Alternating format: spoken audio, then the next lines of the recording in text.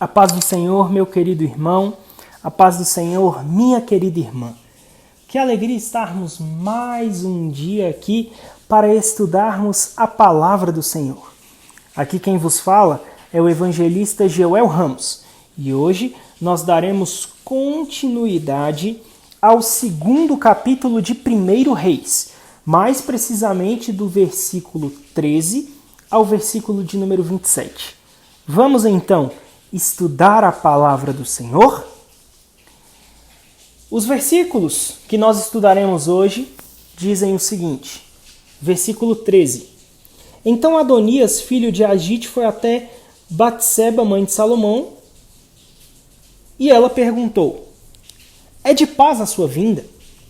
E ele respondeu, sim, é de paz. E acrescentou, tenho uma coisa para lhe dizer. Ela disse, fale. Então Adonias disse, a senhora bem sabe que o reino era meu, e que todo Israel esperava que eu reinasse. Mas o reino se transferiu e veio a ser de meu irmão, porque do Senhor ele o recebeu. Agora um só pedido lhe faço e peço que não me seja recusado. Ela lhe disse, fale. Então Adonias disse, peço que a senhora fale com o rei Salomão, que não recusará um pedido seu, para que ele me dê por mulher Abisag, a sunamita. Ao que Batseba respondeu, está bem, eu falarei por você ao rei. Então Batseba foi até o rei Salomão para falar-lhe em favor de Adonias. O rei se levantou para recebê-la e se inclinou diante dela. Depois se assentou no seu trono e mandou pôr uma cadeira para sua mãe. E ela se assentou à sua direita. Então Batseba disse, só um pequeno pedido lhe faço e peço que não me seja recusado. E o rei disse, pode pedir, minha mãe, porque não recusarei um pedido seu. Batseba disse, peço que Abisag, a sunamita, seja dada por mulher a Adonias, seu irmão. Então o rei Salomão disse à sua mãe, por que a senhora pede Abisag, a sunamita, para Adonias?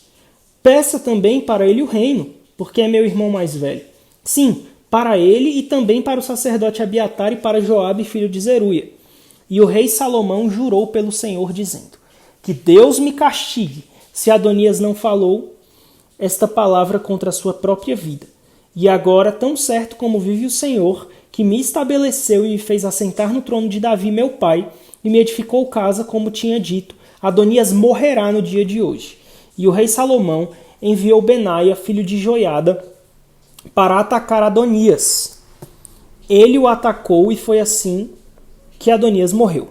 E ao sacerdote Abiatar o rei disse, vá para Anatote, para os seus campos, porque você é homem digno de morte. Hoje, porém, não o matarei, porque você levou a arca do Senhor diante de Davi, meu pai, e porque se afligiu com todas as aflições de meu pai.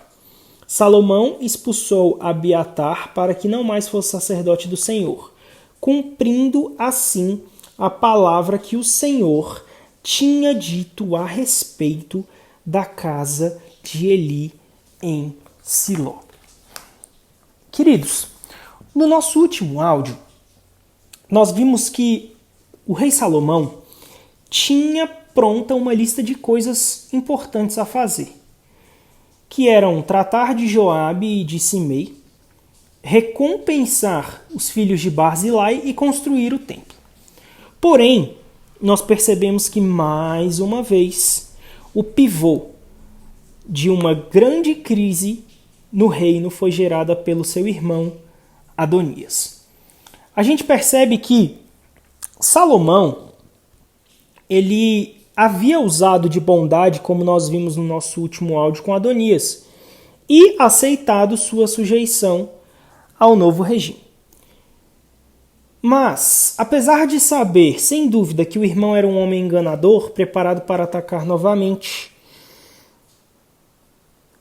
e aí, o fato de Adonias procurar a rainha-mãe para apresentar seu pedido mostra que esperava dela uma grande influência sobre o filho. Porque nós sabemos que uma mãe tem uma grande influência sobre o seu filho. E a declaração de Adonias no versículo de número 15 indica o seu raciocínio confuso, pois se Salomão era o escolhido de Deus para o trono e Adonias sabia disso, então por que tentou um golpe para tomar a coroa? Assim, Absalão pensou que a manifestação popular e o clamor do povo eram um sinônimo para garantir o seu sucesso. É possível que Adonias tenha dito a Salomão que recebeu o reino do Senhor somente para impressionar Batseba. Os estudiosos eles diferem em sua interpretação do papel de Batseba nessa situação.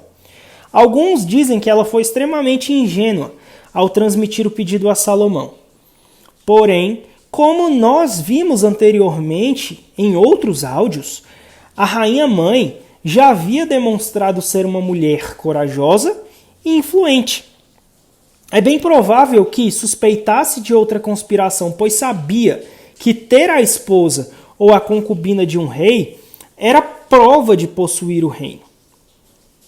Foi isso que levou meu irmão Absalão a tomar para si publicamente as concubinas de Davi, anunciando ao povo que era um novo rei.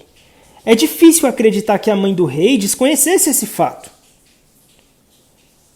Mas nós cremos que ela deu atenção ao pedido de Adonias por saber que Salomão usaria isso como uma oportunidade para desmascarar o plano do irmão. Ao tomar Absag como esposa, Adonias estaria afirmando ser corregente de Salomão. Então Salomão, ele detecta de imediato o motivo por trás do pedido. Não à toa ele olha para sua mãe e diz: "Uai, por que a senhora não pede o reino para ele também?" Porque Salomão sabia que possuir a concubina do rei era como possuir o próprio reino. O rei sabia que Adonias, Abiatar e Joabe ainda estavam unidos em busca de controle de todo o reino de Israel. E ao pedir Absag para si, Adonias emitiu o próprio mandato de execução. E Benaia tirou a vida do traidor. Davi não estava lá para sentir a dor da morte de mais um filho. Mas a execução de Adonias foi o último pagamento de uma dívida que Davi havia assumido. O bebê morre, Absalão mata Amnon, Joabe mata Absalão e agora Benaia executa Adonias, se cumprindo a promessa de que a espada não sairia da casa do rei. Só que não para por aí. Salomão, ele segue e depois disso ele retira o sacerdote Abiatar que havia apoiado Adonias e aposenta-o na cidade levítica de Anatote, cerca de 5 quilômetros de Jerusalém. Posteriormente, esta cidade seria a cidade de origem do profeta Jeremias. Ao depor Abiatar, Salomão cumpre a profecia dada referente à casa de Eli, segundo a qual sua família não permaneceria no sacerdócio. Zadok é nomeado sumo sacerdote e os seus descendentes preenchem esse cargo até 171 a.C. E Salomão, reconhecendo o fato de Abiatar haver servido a Davi fielmente, ordena que ele não fosse executado. Diferente de outros algozes de seu pai Davi, que nós veremos no nosso próximo áudio. Então, meu querido, do versículo 13 ao versículo 27 do capítulo de número 2, são essas as considerações que devem ser feitas a fim de clarear o entendimento desse texto bíblico, para que nós possamos compreender exatamente os motivos que levaram Adonias a fazer tal pedido e os motivos que levaram Salomão a fazer a deposição de Abiatar. Amanhã, então, a gente continua e finaliza o capítulo de número 2 de 1 Reis. Que Deus te abençoe. A paz do Senhor.